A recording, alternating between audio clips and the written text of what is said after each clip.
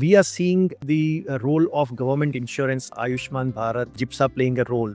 So, as more and more of this insurance penetration is happening, how is it going to impact the provider space? What do you see? I mean, which type of players will benefit and which will struggle in this new insurance, I would say, increased insurance penetration plus the government related insurance that we have? Yeah, Chirag. So Ayushman Bharat, I would say that it is one of the wonderful initiative by the Government of India, keeping in mind the universal health coverage. That's a wonderful initiative, and the process what they have done is actually really good, because here they don't people did once we have Ayushman card, they don't have to go to government hospitals and get a referral from there, which is not required. They can go directly to the empaneled hospitals and they can get a treatment done. So that really makes the life easy of the patient. Now, with the Ayushman penetration, but the success of the Ayushman is only possible if the governments have fund. The private will only come if if they are getting reimbursements on time.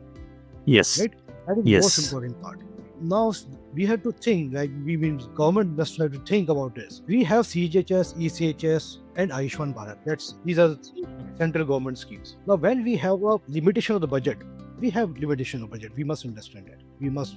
Yes. So we have limited budget. Now, on one side, Yes. we have ECHS, we have CGHS. A lot of funds, healthcare funds, are going towards CGHS, ECHS. For whom? These are the people who are having good salaries. These people Yes. who are having pensions, who are getting pensions. These are the people who are financially secure people. On one side, we have Understood. Ayushman, where we are asking people, if you have a gas connection, you are not eligible. If you have a two-wheeler, you are not eligible. On one side, we are asking these questions to the general public, to the poor people. And on one side, we are Yes. giving these free treatment to those people who are in Hmm. luxury cars.